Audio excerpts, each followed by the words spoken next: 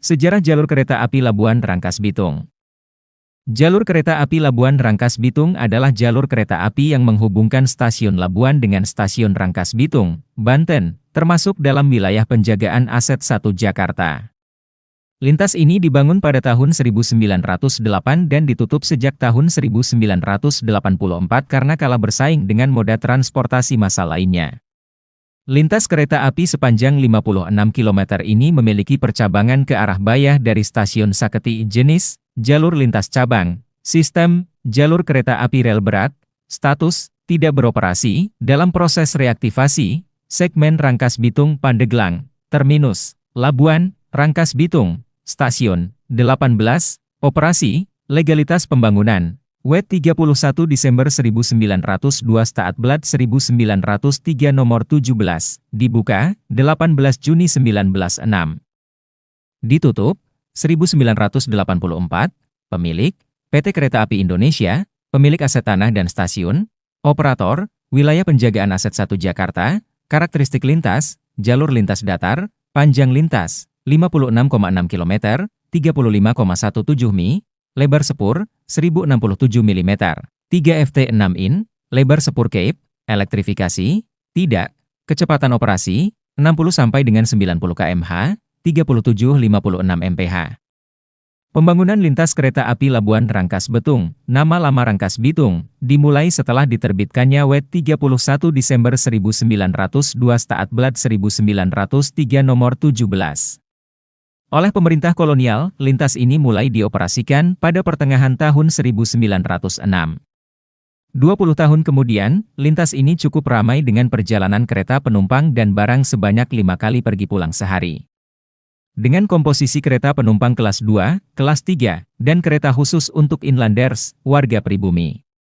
Kereta api pertama berangkat sekitar pukul 5.13 dari Labuan dan tiba sekitar pukul 7.51 pagi di Rangkas Bitung.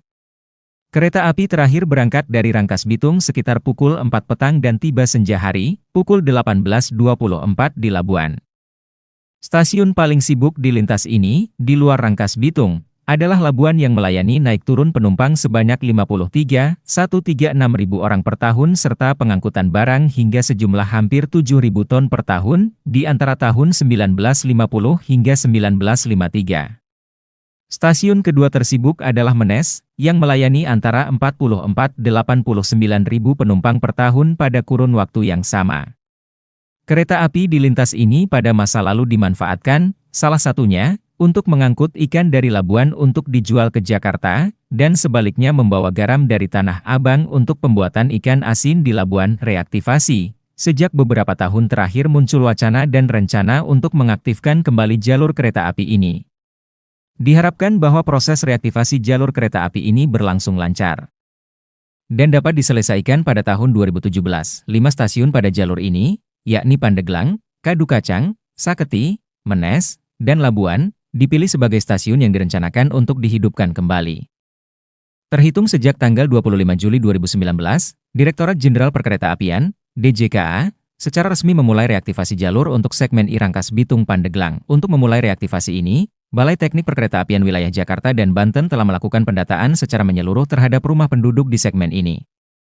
Diperkirakan sebanyak lebih dari 1.233 bangunan yang berada di atas jalur ini akan digusur karena terdampak proses reaktivasi.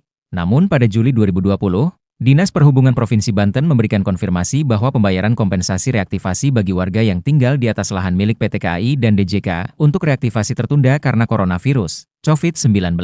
Yang masih merajalela di Indonesia dan Balai Teknik Perkeretaapian Wilayah Jakarta dan Banten yang belum memberikan isyarat untuk memulai konstruksi.